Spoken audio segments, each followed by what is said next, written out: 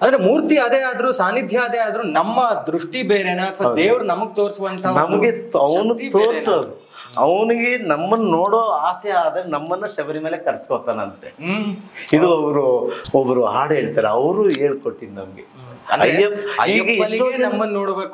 ಎಷ್ಟೋ ಜನ ಲಕ್ಷಾಂತರ ರೂಪಾಯಿ ಇರುತ್ತೆ, ಅವ್ರಿಗೆ ಹೋಗಕ್ಕೆ ಆಗಲ್ಲ. ಅಕಸ್ಮಾತ್ ನಮ್ಮನ್ನ ಅಯ್ಯಪ್ಪನ ನೋಡ್ಬೇಕು ಅಂದಾಗ ನಾವು ಆಟಕ್ಕೆ ಸಾಲ ಆದ್ರೂ ಮಾಡ್ಕೊಂಡು ಹೋಗ್ತೀವಿ, ಅಥವಾ ಯಾರಾದ್ರೂ ನಮ್ಮನ್ನು ಕರ್ಕೊಂಡು ಹೋಗ್ತಾರೆ. ವೀರಮಣಿ ದಾಸ್ ಅಂತ ಇದ್ದಾರೆ, ಅವ್ರ ಮಗ ಅವರು ವೀರಮಣಿ ಅಂತಿದ್ದಾರೆ, ತಮಿಳ್ನಾಡು, ತುಂಬಾ ಚೆನ್ನಾಗಿ ಹೇಳ್ತಾರೆ. ಅವ್ರು ಹಾಡು ಕೇಳ್ತಾ ಇದ್ರೆ ಅಯ್ಯಪ್ಪ ಬಂದು ಪಕ್ಕದಲ್ಲಿ ನಿಂತ್ಕೊಂಡು ಕೇಳ್ಬಿಟ್ಟು ಹೋಗ್ತಾನೆ ಅನ್ನೋದು ಅಷ್ಟು ಚೆನ್ನಾಗಿರುತ್ತೆ, ಅಷ್ಟು ತುಂಬಾ ಚೆನ್ನಾಗಿದೆ. ನೀವು ಈಗ ನಿಮ್ ದೊಡ್ಡಪಾದದ ಯಾತ್ರೆ ವಿಚಾರ ಹೇಳಿದ್ರೆ, ಅಂದ್ರೆ ಈಗ ಶಬರಿಮಲೆಗೆ ಹೋಗುವಂತಹ ದಾರಿ ಹೇಗಿತ್ತು, ಸನ್ನಿಧಾನದವರೆಗೂ ಹೋಗುವಂತಹ ದಾರಿ ಹೇಗಿತ್ತು? 2-3 ದಾರಿಗಳಿದೆ ಅಲ್ವಾ? ಇಲ್ಲ, ನಾವು ದೊಡ್ಡಪಾದಿಂದ ಹೋದ್ರೂ ಪಂಪಾಗ ಹೋಗಿ ಪಂಪದಿಂದನೇ ಸನ್ನಿಧಾನಕ್ಕೂ ಒಂದೇ ದಾರಿ ಇದೆ. 2 ದಾರಿ, ಅದು ಒಂದೇ ಅಷ್ಟೇ, ಬೇರೆ ದಾರಿ ಯಾವುದು ಇಲ್ಲ. ಅಂದ್ರೆ ಎಲ್ಲವೂ ಗುರುಸ್ವಾಮಿಗಳ ಒಂದು ಆದೇಶ. ಯಾವಾಗ ಗುರುಸ್ವಾಮಿ ಆದೇಶ ತಗೊಂಡು ಹೋಗ್ತಿರೋ ನಿಮ್ಮ ಜೊತೆಲೆ ಅಯ್ಯಪ್ಪ ತುಂಬಾ ಚೆನ್ನಾಗಿರ್ತಾರೆ. ನಮ್ಮ ಗುರುಸ್ವಾಮಿ ಅವರು ಹೋದ ವರ್ಷ 1 ವರ್ಷ ಆಯ್ತು ಅವರು ತೀರ್ಕೊಂಡ್ರು. ಹೋದ ವರ್ಷ ಅವ್ರ ಹೆಸರಲ್ಲಿ ನಾನು ಯಾತ್ರೆ ಮಾಡಿದೆ. ಆ ದರ್ಶನ ಹೇಳ್ಬೇಕಂದ್ರೆ 2 ಕಣ್ಣು ಸಾಲಿಲ್ಲ ಸ್ವಾಮಿ. ತುಂಬಾ ಲಕ್ಷಾಂತರ ಜನ ಇದ್ದಾರೆ, ನಮ್ಮನ್ನ ಕ್ಷಣ ಮಾತ್ರದಲ್ಲೇ ಕರ್ಕೊಂಡೋಗ್ಬಿಟ್ರು. ಅದು ಆ ಅನುಭವ ಹೇಗಿತ್ತು ಅಂದ್ರೆ ಎಲ್ಲ ಕಡೆ ಕ್ಯೂ, ತುಂಬಾ ರಶ್ಶು, ಪೊಲೀಸರು ಏನ್ ಮಾಡ್ರು ಬಿಡ್ತಿಲ್ಲ. ಅದಕ್ಕೆ ಏನಿದು ಹಿಂಗಾಗ್ತಿದಿಲ್ಲ ಅಂತ ಅವ್ರ ಗುರುಗಳನ್ನ ಸ್ಮರಣೆ ಮಾಡ್ಕೊಂಡು ಹೋದ್ವಿ. ಅದು ಎಷ್ಟು ಚೆನ್ನಾಗಿ 18 ಮೆಟ್ಲ ಹತ್ರ ಕರ್ಕೊಂಡು ಹೋಗ್ಬಿಟ್ರು. ನಮ್ಮ ಗುರುಸ್ವಾಮಿ ಮಗನಿಗೆ ಹೇಳಿದೆ ನಾನು ಅವಾಗ, ನೋಡಿ ನಮ್ಮ ಗುರುಸ್ವಾಮಿ ಪವರ್ ಹೇಗಿದೆ ಅಂತ. ಯಾವಾಗ ಅವ್ರ ಮಗನಿಗೆ ಅನುಭವ ಆಯ್ತು, ಅದೊಂದು ಬಹಳ ಸತ್ಯ ಆಯ್ತು. ಈ ನಮ್ಗೆ ಇಷ್ಟೆಲ್ಲ ನಂಬಿಕೆಗಳಿದ್ದಾಗ್ಲೇ ನಂಬಿಕೆಯನ್ನು ಹೊಡೆಯಕ್ಕೆ ಕಾಯ್ತಿರ್ತಾರೆ ತುಂಬಾ ಜನ. ಅಂದ್ರೆ ಈಗ ಒಂದಷ್ಟು ಪದ್ಧತಿಗಳು ನಾವು ಅನುಸರಿಸ್ಕೊಂಡು ಬಂದಿದ್ದಾಗ, ಶಬರಿಮಲೆ ಅಯ್ಯಪ್ಪ ಬ್ರಹ್ಮಚಾರಿ, ಸೊ ಹೆಣ್ಣು ಮಕ್ಕಳಿಗೆಲ್ಲವೂ ಪ್ರವೇಶದ ಅವಕಾಶ ಇರ್ಲಿಲ್ಲ ಅಂತ ಹೇಳಿದಾಗ ಇಲ್ಲ ಅನ್ನೋಂಥದ್ದನ್ನ ಪ್ರಶ್ನೆ ಮಾಡೋರೇ ಜಾಸ್ತಿ ಇರ್ತಾರೆ. ಸೊ ಇದೊಂದಷ್ಟು ಗೊಂದಲಗಳು ರಾಜಕೀಯ ನಡೀತಲ್ಲ, ಅದ್ರ ಬಗ್ಗೆ ಏನಾರು ಹೇಳೋದಾದ್ರೆ, ಯಾಕೆ ಶಬರಿಮಲೆಗೆ ಮಹಿಳೆಯರಿಗೂ ಪ್ರವೇಶಕ್ಕೆ ಅವಕಾಶ ಮಾಡ್ಕೊಡ್ಬೇಕು ಅಂತಲೂ ಒಂದಷ್ಟು ಮಾತು ಕೊಟ್ರು, ಅನುಮತಿ ಕೊಟ್ರು, ಬಟ್ ಆಗ್ಲಿಲ್ಲ. ಇಡೀ ಶಬರಿಮಲೆನೆ ಮಳೆ ಬಂದು ಇದು ಕೇರಳ ಫುಲ್ಲು ಮಳೆ ಬಂದು ಮುಳುಗೋಗಿತ್ತು. ಅದರಿಂದ ಆಯ್ತು ಏನೋ ಗೊತ್ತಿಲ್ಲ, ಬಟ್ ಅದೊಂದು ಪಾಯಿಂಟ್ ಬಂತು ಅಲ್ಲಿ. ಏನಿದ್ರು 10 ವರ್ಷ ಒಳಗಡೆ ಹೋಗ್ಬೇಕು, ಮತ್ತೆ 50 ವರ್ಷ ಆದ್ಮೇಲೆ ಹೋದ್ರೆ ಅದು ಅವನಿಗೆ ಬಹಳ ಖುಷಿ ಆಗ್ತದೆ. ಅದು ತಾವು 33 ವರ್ಷದಿಂದ ಹೋಗ್ತಾ ಇದ್ದಾರೆ ಶಬರಿಮಲೆಗೆ, 35 ವರ್ಷದಿಂದ. ಅಲ್ಲಿ ಹೋದ್ಮೇಲೆ ಅಲ್ಲಿ ಎಷ್ಟು ದಿವಸ ಇರ್ತೀರಾ, ಅಥವಾ ಯಾವ್ಯಾವ ಕೆಲಸಗಳು ಆಚರಣೆಗಳು ಅಲ್ಲಿ ಮಾಡ್ತೀರಾ ಅಂತ? ನಾವೀಗ ಒಂದು 7-8 ವರ್ಷದಿಂದ ಏನು ಮಾಡಿದ್ವಿ, ನಾವು ಗ್ರೂಪ್ ಎಲ್ಲ ಸೇರ್ಕೊಂಡು ಎರಿಮೆಲೆ ಅಂತ ಒಂದು ಇದಿದೆ ಬೆಟ್ಟ, ಅಲ್ಲಿ ಅಯ್ಯಪ್ಪನ ದೇವಸ್ಥಾನನೂ ಇದೆ. ಅಲ್ಲಿ ಬರೋ ಭಕ್ತರಿಗೆಲ್ಲ ಅನ್ನದಾನ ಮಾಡ್ತೀವಿ. ನಾವು 5 ದಿವಸ ಅನ್ನದಾನ ಮಾಡ್ತೀವಿ. ಇಲ್ಲಿ ಏರಿಮಲೆ ದೇವಸ್ಥಾನ ಹಿಂದೆಗಡೆನೆ ಒಂದು ಶೆಡ್ ಇದೆ, ಅಲ್ಲಿ ನಾವು ಒಂಚೂರು ಬಾಡಿಗೆ ತಗೊಂಡೋಗ್ತಾರೆ. ಪ್ರತಿಯೊಬ್ಬರು ಬಂದು ಊಟ ಮಾಡ್ಕೊಂಡು ಹೋಗ್ತಾರೆ. ಪ್ರತಿದಿನ ಬೆಳಿಗ್ಗೆ 7 ಗಂಟೆಗೆ ಸ್ಟಾರ್ಟ್ ಆದರೆ ರಾತ್ರಿ ನೀವು ಎಷ್ಟು ಗಂಟೆ ಬಂದರೂ ಊಟ ಇರುತ್ತೆ. 1 ಅವರ್ಗೂ ಒಂದೊಂದು ಐಟಮ್ ರೆಡಿ ಆಗ್ತಿರ್ತದೆ. ನೀವೆಲ್ಲ ಐಟಮ್ಸ್ ಇಲ್ಲಿಂದ ಬೆಂಗಳೂರಿಂದನೇ ಎಲ್ಲ ಪ್ರತಿಯೊಂದು ಐಟಮು ಅಲ್ಲೇ ತಗೊಂಡು ಹೋಗ್ತೀವಿ. ಹಾಲು, ಮೊಸರು ಮತ್ತೆ ಗ್ಯಾಸ್ ಮಾತ್ರ ಅಲ್ಲಿ ತಗೊಳ್ತೀವಿ. ಮಿಕ್ಕಿದ ಎಲ್ಲ ಪ್ರತಿಯೊಂದು ರೆಡಿ ಮಾಡ್ಕೊಂಡು ಅಲ್ಲಿ ಸುಮಾರು ಒಂದು 40ರಿಂದ 50 ಜನ ನಾವೊಂದು ಗ್ರೂಪ್ ಇದ್ದೀವಿ. 5 ದಿನ ಅನ್ನದಾನ. ಮತ್ತೆ ಪ್ರತಿದಿನ 10ರಿಂದ 12 ಸಾವಿರ ಜನ ಊಟ ಮಾಡ್ತಾರೆ. ಅದು ಬೆಂಗಳೂರು ಊಟ ಅಂತಾನೆ ಫೇಮಸ್ ಆಗಿದೆ ಈಗ ನಮಗೆ. ಬೆಂಗಳೂರು ಊಟ ಇದೆ, ಬನ್ನಿ ಅಂತ ಬಂದು ತಿಂದವರು ಆನಂದ ಪಡ್ತಾರೆ. ಆ ಒಂದು ತೊತ್ತು ತಿಂದಿದ ತಕ್ಷಣ ಬಹಳ ಖುಷಿ ಪಡ್ತಾರೆ. ಯಾಕಂದ್ರೆ ನಮ್ಮ ಸ್ನೇಹಿತರು ಭಟ್ರು ಬಂದು ಫ್ರೀಯಾಗಿ ಕೆಲಸ ಮಾಡ್ತಾರೆ. ಅವರು 5 ದಿನಾನು 10 ಜನ ಬಂದು ಫ್ರೀಯಾಗಿ ಕೆಲಸ ಸೇವೆ ಮಾಡ್ತಾರೆ ಅವರು. ಅದ್ರ ಜೊತೆ ನಾವೆಲ್ಲರೂ ಸೇವೆ ಮಾಡಿ ಬರೋ ಭಕ್ತರಿಗೆಲ್ಲರೂ ಬನ್ನಿ ಸ್ವಾಮಿ, ಇವತ್ತು ನಮ್ಮ ಮನೆಯಲ್ಲಿ ಅನ್ನದಾನ ಇದೆ, ಬನ್ನಿ ಮಾಡ್ಕೊಂಡು ಹೋಗಿ. ಪ್ರತಿಯೊಬ್ರು ಕರೆದಿದ ತಕ್ಷಣ ಬಂದು ಮುಷ್ಟಾಂಗ ಭೋಜನ ಮಾಡ್ಕೊಂಡು ಹೋಗ್ತಾರೆ. ಒಂದ್ಸರಿ ಯಾರೋ ಒಬ್ಬರು ನಡ್ಕೊಂಡ್ ಬರ್ತಿದ್ರು, ಸ್ವಾಮಿ ಯಾವ ಊರು ಅಂದ್ವಿ, ನಾವು ಮಂಗಳೂರು ಅಂದ್ರು. ಸ್ವಾಮಿ ಬನ್ನಿ ಇವತ್ತು ನಮ್ಮನೆ ಅನ್ನದಾನ ಮಾಡ್ತಾ ಇದೀವಿ ಬನ್ನಿ ಅಂದ್ರು. ಬಂದ್ರು.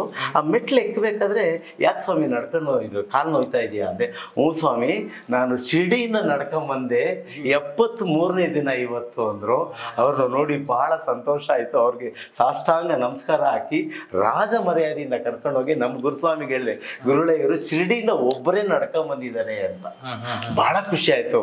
ನಮ್ಮ ನಮ್ಮಲ್ಲಿ ಅವತ್ತು 5-6 ಥರ ಐಟಮು, ಒಬ್ಬಟ್ಟು, ಮೊಸರನ್ನ, ಬಿಸಿಬೇಳೆಬಾತು, ಸ್ವೀಟ್ಗಳು ಎಲ್ಲ ಇತ್ತು. ನಿಜವಾಗಿ ಅವರು 73 ದಿನ ಆಗಿತ್ತು ಈ ಥರ ಊಟ ಮಾಡಿ. ನಾವು ಒಂದು 4 ಜನ ಊಟ ಮಾಡೋಷ್ಟು ಒಬ್ಬರೇ ತಿಂದ್ರು ಅವತ್ತು. ಅಷ್ಟು ಖುಷಿ ಆಯ್ತು ನಮ್ಗೆ. ಅಲ್ಲ, ನಾವು ಬೆಟ್ಟ ಹತ್ತೋದನ್ನೇ ಬರೀ ಕಾಲಲ್ಲಿ ಕಷ್ಟ ಅಂತೀವಿ, ಅಲ್ಲಿಂದಲೇ ಸ್ವಾಮಿ ಇನ್ನು ಎಷ್ಟು ಶಕ್ತಿ ಕೊಟ್ಟಿದ್ದಾರೆ ನೋಡಿ ಅವರಿಗೆ. ಅಲ್ಲ, ಈ ತರ ತುಂಬಾ ಪರಿಶ್ರಮ ಹಾಕಿ ನಿಷ್ಠೆಯಿಂದ ವ್ರತ ಮಾಡೋರ ಮಧ್ಯ ನೀವು 35 ವರ್ಷದಿಂದ ನೋಡ್ಕೊಂಡ್ ಬಂದಿರ. ನೀವು ಗುರುಸ್ವಾಮಿಗಳಾಗಿ ಬೇಕಾದ ಜನ ನೋಡಿರ್ತಾರೆ ಸ್ವಾಮಿಗಳನ್ನ. ಅದು ಹಾಕೊಂಡ ಮೇಲೂ ಒಂದಷ್ಟು ದುಶ್ಚಟಗಳನ್ನ ಮಾಡುವಂಥದ್ದು, ಮಾಡಬಾರದ ಕೆಲಸಗಳನ್ನ ಮಾಡುವಂಥವ್ರು ತುಂಬಾ ಜನ ಇದ್ದಾರೆ. ಅಂಥವ್ರಿಗೆ ಏನಂದ್ರೆ ನಾವು ಶಿಕ್ಷೆ ನಾವು ಹೇಳಕ್ ಬರಲ್ಲ, ನಿಮ್ಗೆ ಒಳ್ಳೇದಾಗಲ್ಲ ಅಂತ ಹೇಳಕ್ ತಪ್ಪಾಗುತ್ತೆ. ಆದ್ರೆ ಅದನ್ನ ಯಾವ ರೀತಿ ಅವ್ರಿಗೆ ಹೇಳಬಹುದು ಅಂತ. ಅವ್ರು ಹೇಳಿದ್ರೆ ಕೇಳಲ್ಲ, ಅವರು ಹ್ಞೂ ಅಂತಾರೆ, ಮತ್ತೆ ಅದೇ ಮಾಡ್ತಾರೆ. ಅದಕ್ಕೆ ಬಿಟ್ಬಿಡ್ಬೇಕು, ಅವ್ರ ಪಾಡಿಗೆ ಅವ್ರು ಹೋಗ್ತಾರೆ. ಸ್ವಾಮಿ ಅವ್ರಿಗೆ ಏನ್ ಬೇಕೋ ಅವರೇ ಮಾಡ್ತಾರೆ. ಅಂದ್ರೆ ದಯಮಾಡಿ ನೀವು ಹೇಳ್ಬೇಕು, ಗುರುಸ್ವಾಮಿಗಳಾಗಿ 35 ವರ್ಷದಿಂದ ಇರೋರು ಆ ಥರದ್ ಯಾವ್ದನ್ನು ಅವಕಾಶಗಳು ಮಾಡ್ಕೊಡ್ಬೇಡಿ ಅಂತ ಹೇಳಿ. ಸ್ವಾಮಿ ನಿಯಮದಿಂದ ಎಲ್ಲರೂ ಪಾಲಿಸಿ, ಎಲ್ರಿಗೂ ಒಳ್ಳೇದಾಗತ್ತೆ. ಆ ಬೀಡಿ ಸೇದೋದು, ಆ ಕಡೆ ಹೋಗೋದು, ಈ ಕಡೆ ಹೋಗೋದು, ಅದೆಲ್ಲ ಬಿಟ್ಟುಬಿಡಿ. ಸ್ವಾಮಿ ಜೊತೆ ಇರಿ, ನಿಮ್ಗೆ ಎಲ್ಲ ಸೌಕರ್ಯ ಮಾಡ್ಕೊಡ್ತೇನೆ. ಯಾಕಂದ್ರೆ ನಮ್ಗೆಲ್ಲ ಮಾಡ್ಕೊಟ್ಟಿದ್ದಾನೆ, ಸಾಕು.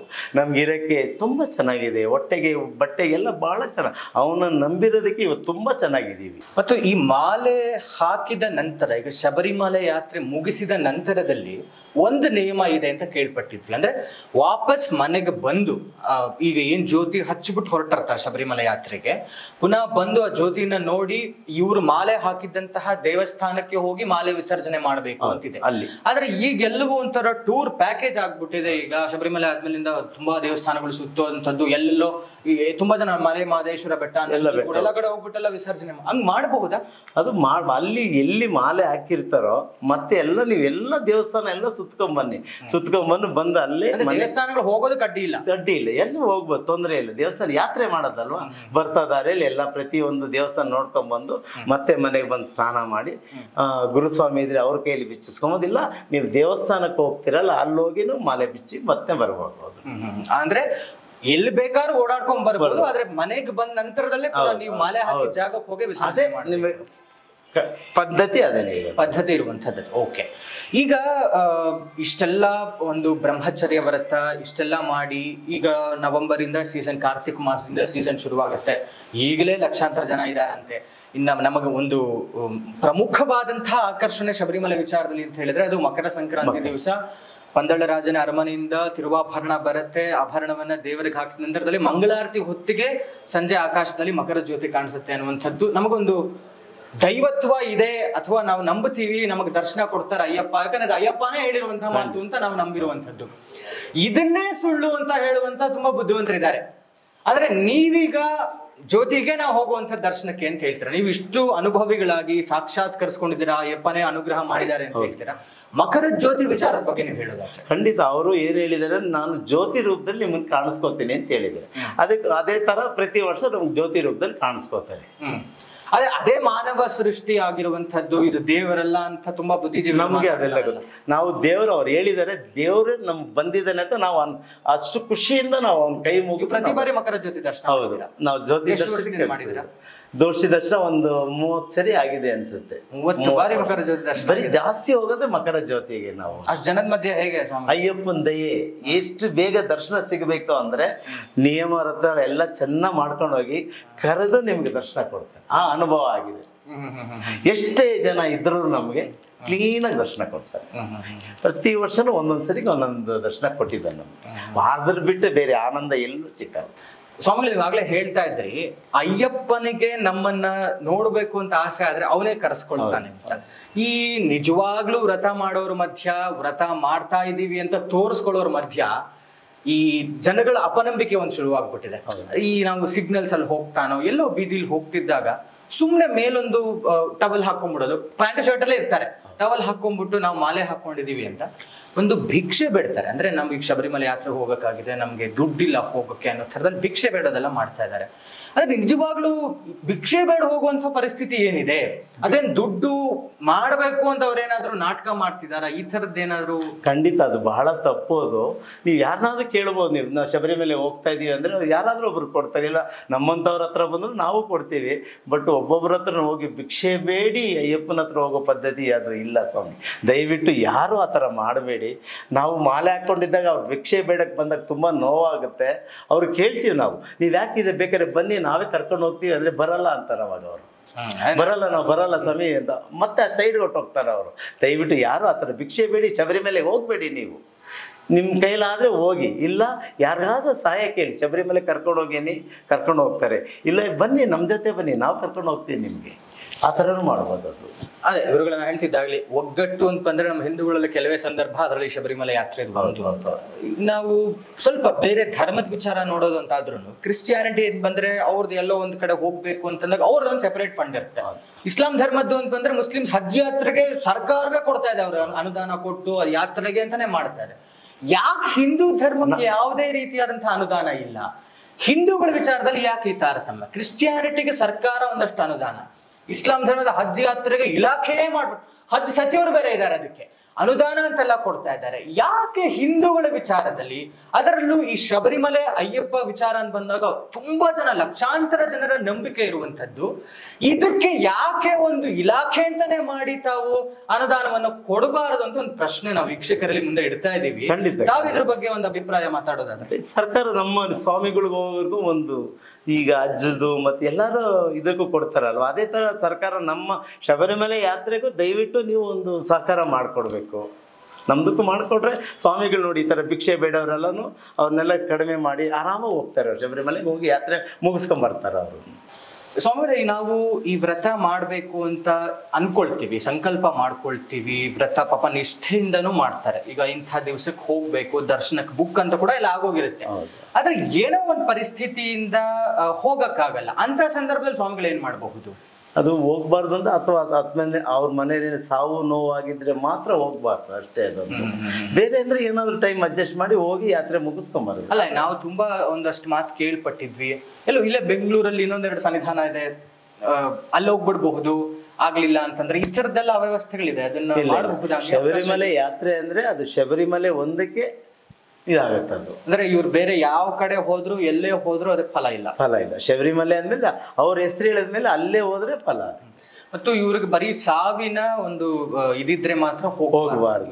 ಇವ್ರು ಡೇಟ್ ಪೋಸ್ಟ್ ಸ್ವಂತ ರಿಲೇಷನ್ ಆದ್ರೆ ಮಾತ್ರ ಹೋಗ್ಬಾರ್ದು. ಇದಿದ್ರೆ ಹೋಗ್ಬಾರ್ದು. ಸಾವು ಅಂತಲ್ಲ, ಅಂದ್ರೆ ಸಾವು ಬಿಟ್ಟು ಏನೋ ಒಂದು ದುಡ್ಡು ಕಾಸಿನ ವ್ಯವಸ್ಥೆನೋ ಏನೋ ಒಟ್ನಲ್ಲಿ ಹೋಗಕ್ ಆಗಲ್ಲ. ಅದೇ ಹೇಳ್ತಾರಲ್ಲ, ಯೋಗದ ಬಗ್ಗೆ ಮಾತಾಡ್ತೀವಿ ನಾವು. ಹೋಗಕ್ಕಾಗ್ಲಿಲ್ಲ ಅಂದ್ರೆ ಏನ್ ಮಾಡಬಹುದು ಅಂತ. ಇಲ್ಲ, ಸ್ವಾಮಿ ಅವನ ಅನುಗ್ರಹ ಇದ್ರೆ ಏನೇ ಕಷ್ಟ ಬಂದ್ರು ಅವನ ಅನುಗ್ರಹ ಇತ್ತು ಅಂದ್ರೆ ಕ್ಷಣ ಮಾತ್ರದಲ್ಲಿ ಯಾರಾದ್ರೂ ಒಬ್ರು ಬಂದು ಸ್ವಾಮಿನೇ ಅವ್ರು ಬೇರೆ ರೂಪದಲ್ಲಿ ಬಂದು ಅವನ್ನ ಕರ್ಕೊಂಡು ಹೋಗೋ ಪರಿಸ್ಥಿತಿ ಇರುತ್ತದೆ. ನಾ ಆಗ್ಲೇ ಮಾತಾಡ್ತಾ ಆಚರಣೆ ಮತ್ತು ಪದ್ಧತಿಗಳ ಬಗ್ಗೆ ಹೇಳ್ತಾ ಇದ್ದೆ. ಏನಕ್ಕೆ ಅಯ್ಯಪ್ಪ ಸ್ವಾಮಿ ಮಾಲೆ ಹಾಕಿದವರು ಕಪ್ಪು ಬಟ್ಟೆನೆ ಹಾಕ್ಬೇಕು ಅಂತಿದೆ, ಮತ್ತು ನಾವು ಗಮನಿಸ ಗುರುಸ್ವಾಮಿಗಳು ಕೇಸರಿ ಬಟ್ಟೆ ಹಾಕ್ತಾರೆ, ಮತ್ತು ನೀಲಿ ಬಟ್ಟೆ ಹಾಕುವಂಥವ್ರು ಇದ್ದಾರೆ. ಇದ್ಯಾಕಿದು ಅಂತ? ಅದು ಕಪ್ಪು ಆಗೆಲ್ಲ ಆಗಿನ ಕಾಲದಲ್ಲೆಲ್ಲ ಕಾಡಿನಲ್ಲಿ ನಡ್ಕೊಂಡು ಹೋಗ್ತಾರೆ, ಕಪ್ಪು ಬಟ್ಟೆ ಹಾಕೊಂಡಿದ್ದಾಗ ಕತ್ಲಲ್ಲಿ ಕಾಣಿಸೋದಿಲ್ಲ, ಅದಕ್ಕೋಸ್ಕರ ಆ ಕಪ್ಪು ಬಟ್ಟೆ ಹಾಕೊಂಡು ಹೋಗ್ತಾ ಇದ್ರು ಅಂತ ಒಂದು ಪದ್ಧತಿ ಇದೆ. ಅವಾಗ ಕಾಡಿನಲ್ಲಿ ಹೋಗ್ತಾ ಇದ್ರೆ ಆ ಹುಲಿ ಸಿಂಹನ ಏನೋ ಬಂದು ಕಾಣಿಸ್ಬಾರ್ದು ಅಂತ ಆ ಕಪ್ಪು ಬಟ್ಟೆಲಿ ಹೋದ್ರೆ ಗೊತ್ತಾಗಲ್ವಲ್ಲ, ಅದಕ್ಕೋಸ್ಕರ ಕಪ್ಪು ಬಟ್ಟೆಲಿ ಹೋಗ್ತಾ ಇದ್ರು ಅಂತ ಒಂದು ಇರುತ್ತೆ. ನಮ್ಮ ಸುರಕ್ಷತೆಗೆ ಅಂತ ಅದು ಕೇಳ್ಪಟ್ಟಿದೀವಿ ನಾವು. ಅದನ್ನ ನೋಡಿದ್ರಲ್ಲ ವೀಕ್ಷಕರೇ, ನಮ್ಮ ಹಿಂದೂಗಳ ಅತಿ ದೊಡ್ಡ ನಂಬಿಕೆ ಆಗಿರುವಂತಹ ಶಬರಿಮಲೆ ಸ್ವಾಮಿ ಅಯ್ಯಪ್ಪನ ವ್ರತವನ್ನ ಯಾವ ರೀತಿ ಬ್ರಹ್ಮಚರ್ಯ ನಿಷ್ಠೆಯಿಂದ ಮಾಡಿ 48 ದಿವಸಗಳ ಮಂಡಲ ವ್ರತವನ್ನ ಮಾಡಿ ನಾವು ಹೋದರೆ ಯಾವ ರೀತಿಯಾದಂತಹ ಫಲ ಸಿಗುತ್ತೆ, ಮತ್ತು ಅದರ ಹೊರತು ಯಾವುದೇ ತೋರ್ಪಡಿಕೆಗಳು ದುಶ್ಚಟಗಳನ್ನು ಮಾಡ್ತಾ ಅಥವಾ ಈ ಭಿಕ್ಷೆ ಬೇಡುವಂತಹ ವಿಚಾರ ಆಗಿರಬಹುದು, ಇದು ಯಾವುದನ್ನು ಮಾಡದೆ ನಿಮಗೆ ಯೋಗ ಇತ್ತು ಅಂತಾದ್ರೆ ಖಂಡಿತವಾಗ್ಲೂ ದರ್ಶನ ಸಿಕ್ಕೇ ಸಿಗುತ್ತೆ, ನಮ್ಮ ನಂಬಿಕೆ ಉಳಿದೇ ಉಳಿಯುತ್ತೆ. ಇದರ ಹೊರತು ಆಡಳಿತ ಮಂಡಳಿಯಿಂದ ಆಗಿರುವಂತಹ ಎಲ್ಲ ವ್ಯವಸ್ಥೆಗಳನ್ನ ಎಲ್ಲರೂ ವಿನಿಯೋಗ ಮಾಡ್ಕೊಳ್ಬೇಕು. ಈಗಾಗಲೇ ಲಕ್ಷಾಂತರ ಮಂದಿ ಹೋಗ್ತಾ ಇದ್ದಾರೆ, ಮಕರ ಜ್ಯೋತಿವರೆಗೂ ದರ್ಶನಕ್ಕೆ ಅವಕಾಶ ಇರುತ್ತೆ. ಇದೆಲ್ಲವನ್ನ ತಾವೆಲ್ಲರೂ ಸದ್ವಿನಿಯೋಗ ಮಾಡ್ಕೊಳ್ಳಿ ಅಂತ ಹೇಳ್ತಾ ಈ ಒಂದು ವಿಶೇಷ ಸಂದರ್ಶನವನ್ನು ಮುಗಿಸ್ತಾ ಇದ್ದೀವಿ. ನಮಸ್ಕಾರ.